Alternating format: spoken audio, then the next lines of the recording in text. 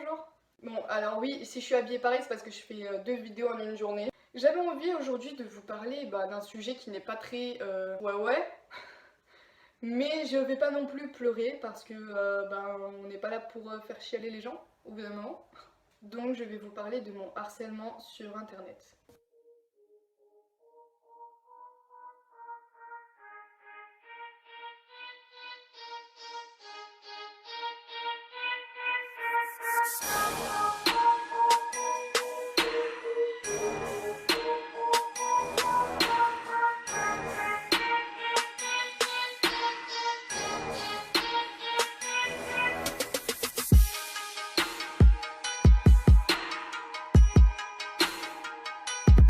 C'est vraiment pour vous dire de faire attention. J'ai eu un type d'harcèlement où il y a des gens qui avaient mon numéro et qui s'amusaient à m'appeler à toute heure de la nuit ou de la journée pour m'insulter ou sortir des dossiers sur moi pour évidemment me rabaisser, me faire sentir nulle. Et ça marchait parce que j'étais devenue complètement folle. On m'appelait, j'avais l'impression qu'ils m'observaient, j'étais pas bien. Alors ça a duré une semaine ou deux. J'étais vraiment pas bien, je ne dormais plus. Je répondais parce que je me suis dit si je réponds pas de toute façon ils vont insister, ils vont m'appeler. Et j'ai décidé d'en parler à ma mère. Ma mère m'a dit si tu te rappelles, tu me donnes le téléphone et je réponds. Sauf que quand ils ont rappelé, j'ai raccroché. J'ai pas donné à ma mère parce que ces personnes-là connaissent des dossiers sur ma vie, sur moi, que ma mère ne connaît pas et qui sont assez honteux. Mais j'ai dit à ma mère, voilà, il m'appelle à 3h du matin, si je réponds pas, ça s'enchaîne avec 10 coups de téléphone. Ça va plus. Moi je deviens folle, je pleure, je dors plus, j'en peux plus. Et je trouvais pas qui c'était. Ma mère voulait que j'aille porter plainte. J'évite d'aller vers la police, c'est pas trop mes amis. Parce qu'ils appelaient toujours en numéro masqué. Et on a réussi à faire en sorte que les numéros masqués soient bloqués sur mon téléphone. Donc ça s'est réglé assez vite.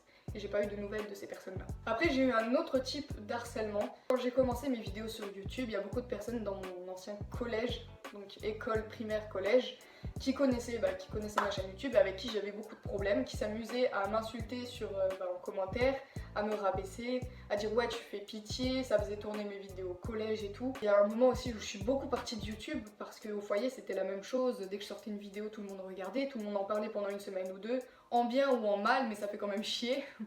J'ai eu encore une personne qui m'avait appelé et qui s'était fait passer pour une de mes amies que j'ai pas vue depuis longtemps.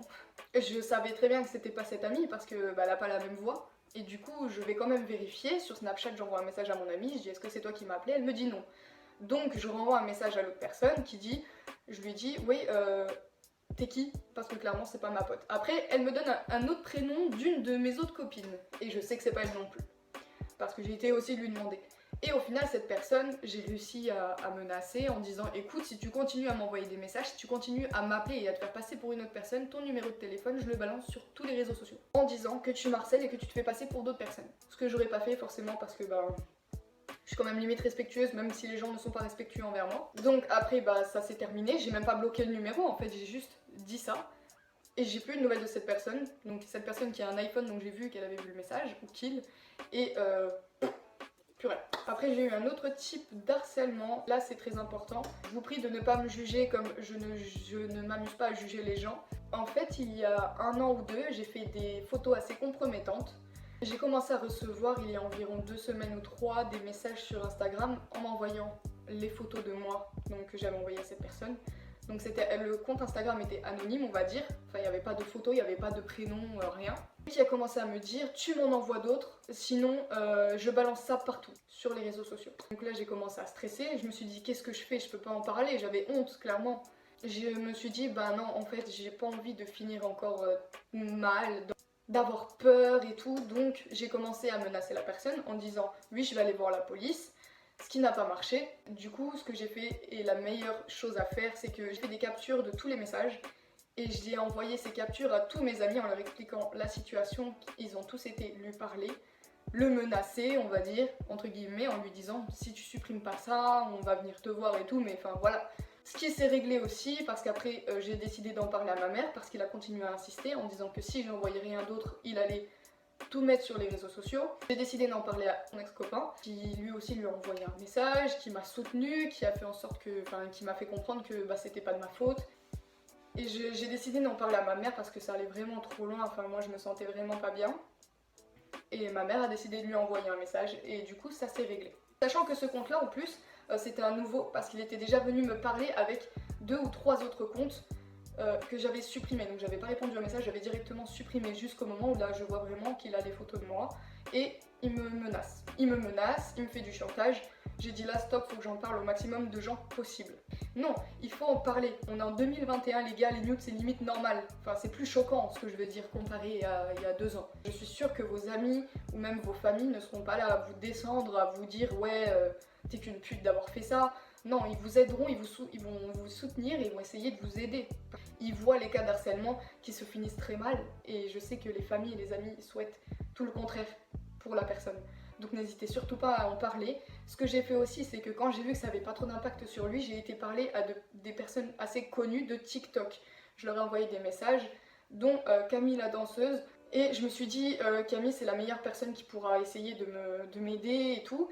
Et elle a fait passer le message en story, donc pour dire que c'était un gros chien, qu'il n'avait pas à faire ça, qu'il n'avait pas à se sentir au-dessus de moi parce qu'il avait certaines choses que je voulais pas partager. Alors merci pour ça. Elle m'a dit que tout allait bien se passer, tout ça, donc merci beaucoup. J'ai eu d'autres TikTokers aussi où je leur ai parlé, ils ont dit ouais je vais aller lui parler, ça va aller, tu n'as rien fait de mal. C'est ça en fait, c'est comme ça qu'il faut réagir avec les gens, c'est qu'il ne faut pas les enfoncer encore plus parce que ça va être pire. Et les gens, ils se rendront compte au fil du temps qu'ils ne pourront pas demander de l'aide par peur de se faire descendre en fait. Donc pour ça je remercie mes amis, ma mère et les TikTokers que j'avais contactés, je vous remercie.